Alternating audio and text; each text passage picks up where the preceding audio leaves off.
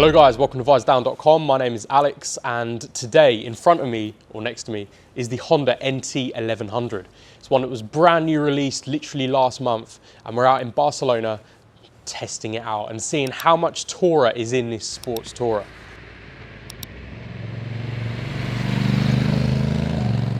So this one is born really from the Africa Twin. Now we were speaking to Honda about this, and really there's a lot from the Africa Twin that's been transplanted onto this NT1100.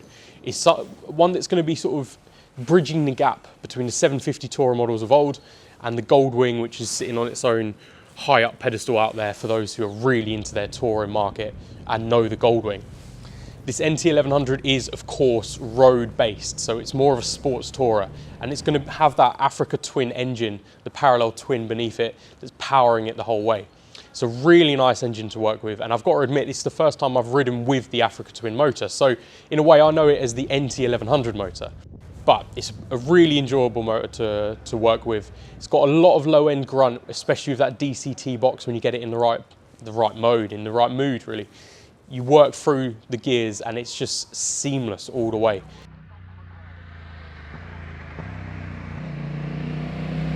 It's got 77 foot-pounds of torque, which is around 140 newton meters. I'm not even sure, to be fair, but it's 77 foot-pounds, and I know that for sure, with around 101 brake horsepower.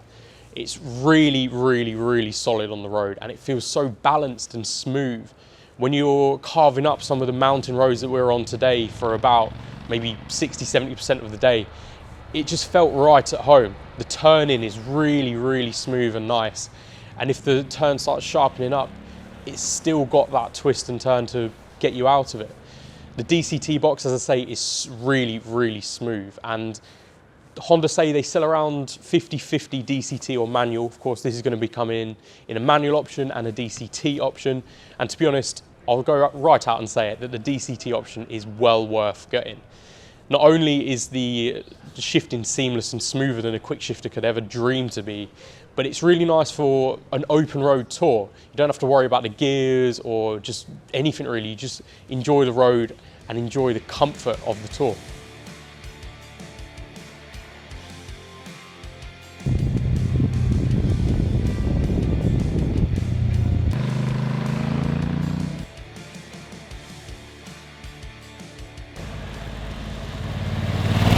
The DCT does add on 10 kilograms, and the weight then gets to around 248 kilograms with that DCT and the panniers that come as standard. So it is a little bit weighty, but I'm happy to say that it feels really balanced. It feels really sort of pliable, if that's even a way that you can describe it. But I just felt like you could really maneuver it nicely and it worked with you. And yeah, working with the sort of flickable nature of the bike is the fact that the suspension is exceptional. It's 43mm Showa forks with preload adjust, 10 clicks down and 10 clicks up.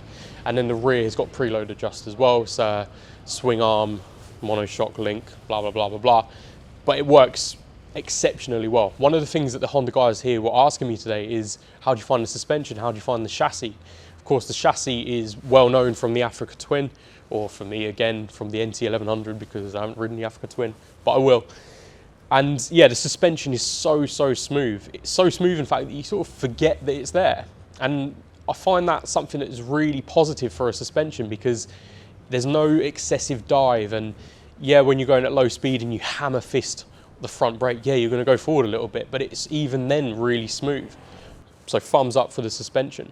The brakes are just quite sharp really. I mean, 17-inch front and rear wheel, 310mm discs on the front, and the rear is like 286mm or something like that.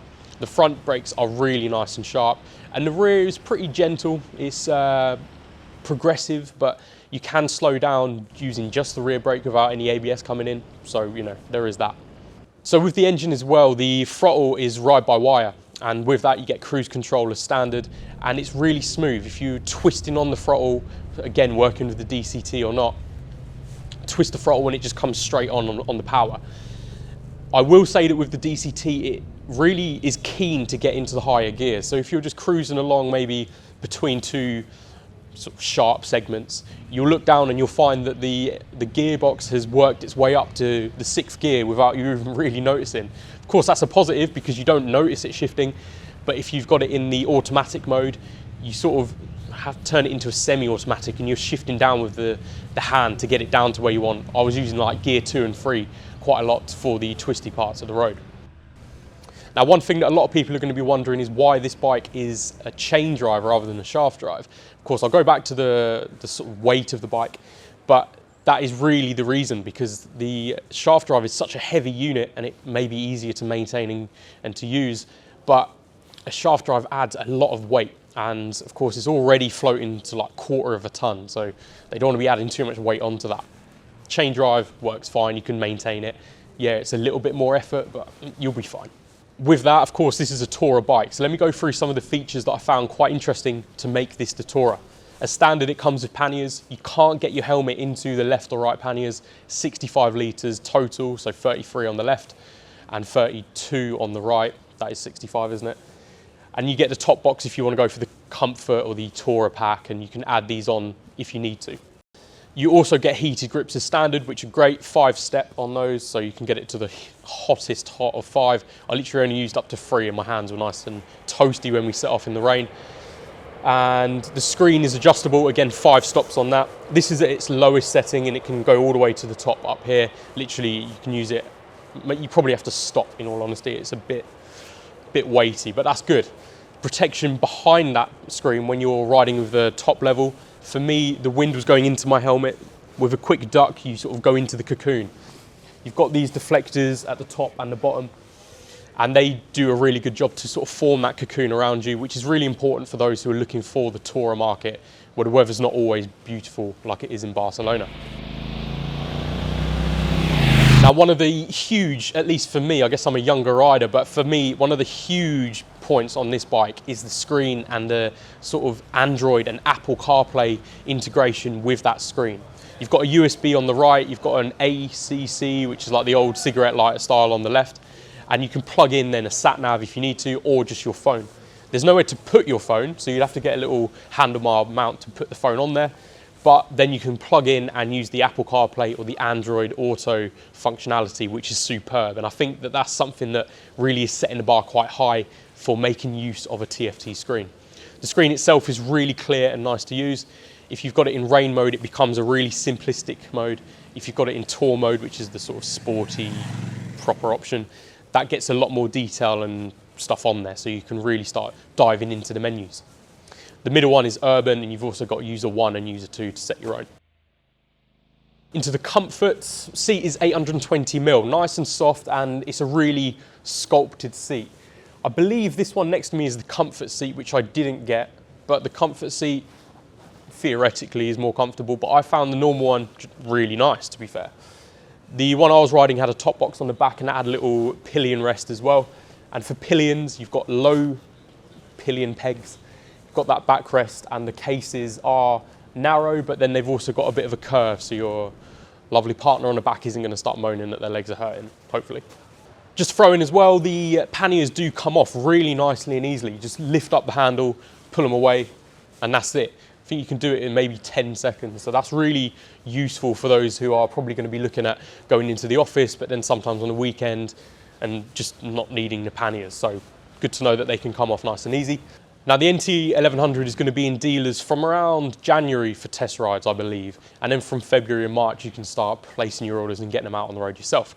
I definitely consider this one up there in the tourer market because of the DCT functionality, because of the TFT screen and what you can do in terms of 2-up. It seems super comfortable, and allegedly there was one of the Honda people here who had ridden 2-up, and I believe the person on the back fell asleep.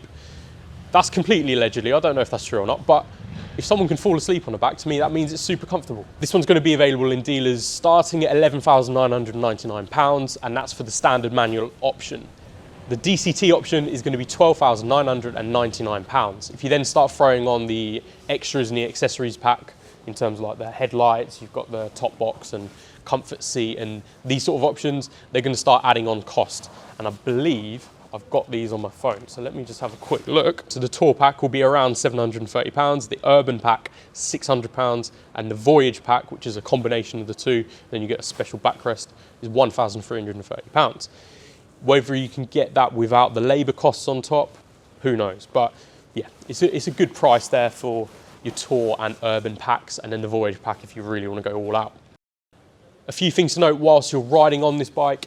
The bike itself is so smooth that if you're riding at say 5th, 6th gear at highway speeds, it's not shaking about. It's nice and comfortable and smooth. So if you're listening to say music or something like that, no problems at all. There's no overt vibrations, shall we say. It's got a 20.4 litre tank, and that's going to theoretically get you around 250 miles. We did get around 250 miles today, I believe, or maybe it's kilometres. But we've basically used an entire tank and filled up. So it's difficult to say from a first ride how much you're going to get from a tank, because we were at points really going for it and pushing the motor. But you've got your instant consumption and your range and stuff like that. But just know that it's a 20.4 litre tank, and you're given around 5 litres per 100 kilometres. That does work out. So let me just wrap things up on the NT1100. Now the style, I always got to say, is down to the preference of the person. For me, it looks nicer in person than it does on photo and video. Of course, you're watching this through a screen, so you're probably going to look at it and think, I don't know what you're on about. But in person, it actually looks pretty decent.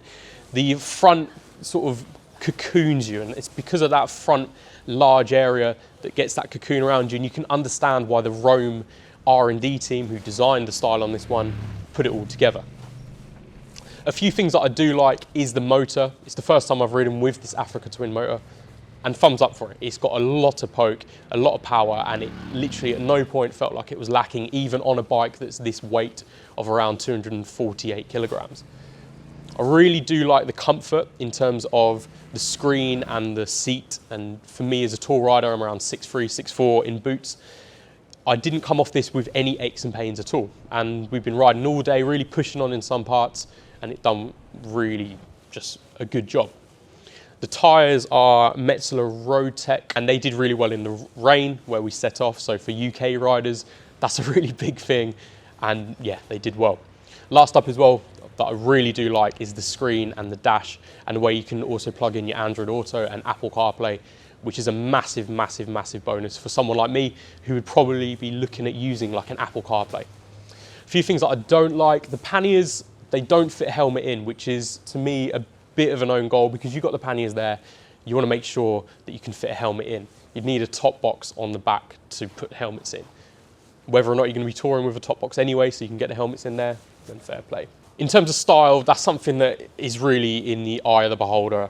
I'm sort of keen on it. I don't know whether it's the nicest looking bike I've ever seen. Something like the Suzuki GSX 1000 SGT looks really nice. But this one, I don't know. It does look nice in terms of you're looking over form over function, or function over form. But it's a typical Honda in that sense that it does everything really nicely. In terms of consumption, I would like to see a little bit more miles per gallon, but from a first ride, it's really hard to sort of judge that and give any preference in terms of what you can get out of a tank.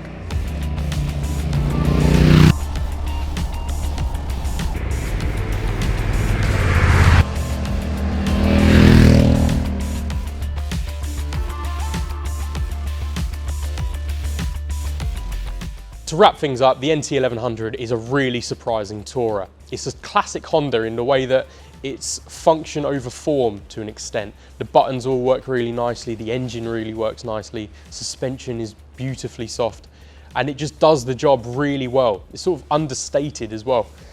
Of course, it's quite big and it's got a lot of road presence, but in terms of what it can do, yeah, I came off with a smile on my face and I really enjoyed the ride today. And yeah, for someone who's going to be looking for a sports tourer, I'd definitely say that this is worth at least a test drive to just see how you think it gets on. You might compare this against the Suzuki, the BMW, the just countless options you've got, like the Yamaha Trace 9 GT.